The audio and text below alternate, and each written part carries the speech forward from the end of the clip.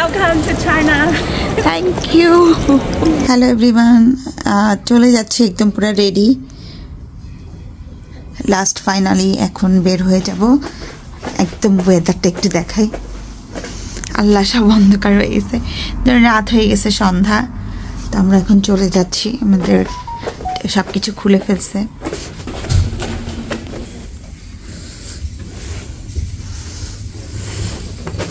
আমরা লিফটের জন্য অপেক্ষা করছি, আমাদের টাইম ওভার। আমরা এখন 6টা বাজতে 5 মিনিট বাকি।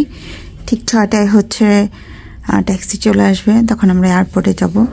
চলে আসার সময় আমার অনেক মন খারাপ লাগছিল, কারণ আমার এই জায়গাটা অনেক বেশি পছন্দ।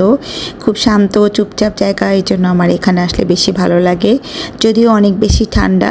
তো আমরা অলরেডি এয়ারপোর্টে চলে এসেছি। আর এই যে দেখতে পাচ্ছ, আমরা জাস্ট লাইনে দাঁড়িয়ে আছি গঞ্জে যাবো, ওই জন্য অনেক প্যাসেঞ্জার দাঁড়ানো। জানি না কতক্ষণ দাঁড়ায় থাকতে হবে, জাস্ট ওয়েট করতেছে, অনেকক্ষণ হয়ে গেল। আর অনেক মানুষের জন্য মানে দাঁড়িয়ে আছি যেন মানে তাড়াতাড়ি যেতে পারি। এখানে আসার পর আমার হাজব্যান্ডের সিমে কাজ করে না, তো সিম নষ্ট হয়ে যায়, যার কারণে এখান থেকে সিমও নেওয়া যাচ্ছিল না, খুব প্রবলেম হচ্ছিল। আর ও কোথাও কন্ট্যাক্ট করতে পারছিল না, তো যার কারণে ওর মন মেজাজ অনেক খারাপ ছিল। আর আমার খুব ভালোই লেগেছে, তো অল্প কয়েকদিন ছিলাম, মনে হচ্ছিল আরও কয়েকদিন থাকি এখানে।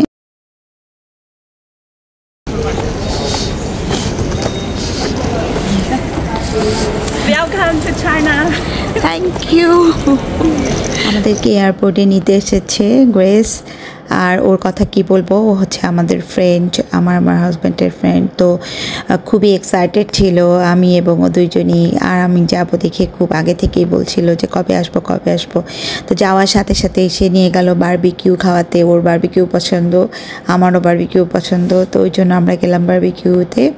তো এখানে আসার পর এই যে মানে ও খুব ব্যস্ত ছিল, বারবার করে ছবি তুলে তুলে ওর যেই গ্রুপগুলোতে দিচ্ছিল, দেখাচ্ছিল ছবি দিয়ে দিয়ে। তারপর এই যে এগুলো মানে এখানে হচ্ছে কি, এগুলো সব হালাল ফিশ টিশ এগুলো আর কি। তো বেছে বেছে ওই ধরনের খাবারগুলোই আর কি অর্ডার করছিল, যেগুলো আমরা খেতে পারবো। তো আসলে সাথে কোনো চাইনিজ থাকলে সুবিধা হয় আমাদের খেতে, তখন আমরা আর কি ইচ্ছা মতো খেতে পারি।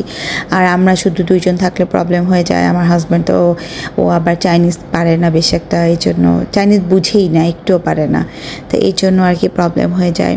তা আমাদের এই যে এগুলো সব অর্ডার করেছিল, তাও অনেক ঠান্ডা ছিল। তবে আগে যেখানে গিয়েছিলাম ওখানকার চেয়ে এখানে একটু কম ঠান্ডা। তো আমরা এখানে অনেকক্ষণ বসেছিলাম, আড্ডা দিচ্ছিলাম, গল্প করতেছিলাম, খাচ্ছিলাম, অনেক ভালো লাগছিল। আর গ্রেস অনেক এক্সাইটেড ছিল, বারবার করে আমাকে দেখাচ্ছিল কোথায় যাব, কোথায় ঘুরতে যাব, কোথায় ও নিয়ে যাবে। তারপরে বিভিন্ন রিসোর্ট দেখাচ্ছিল, চলো রিসোর্টে যাই। কিন্তু আমি আসলে যেতে পারছিলাম না, কারণ এবার অনেক কম সময় ছিল আমার। এত অল্প সময়ে আমি কোথাও যাওয়ার মতো আমার অবস্থা ছিল না। আর ওই জন্য আমি বারবার না করছিলাম যে আসলে যাব না। আর এই চাইনিজ খাবারগুলো কিন্তু অনেক মজা, ওরা শুধু চিকেন আর বিফ খাই এটা না, দেখো ওই যে বেগুন, এই বেগুনটা আমার অনেক পছন্দ। ফাইনালি আমাদের ডিনার শেষ, এখন প্রায় রাত 12:30 মতো বাজে। তো এখন হোটেলে যাব। অনেক ঠান্ডা, মানে ঠান্ডা খেয়েছিলাম, এর জন্য অনেক বেশি ঠান্ডা লাগতেছে আমার।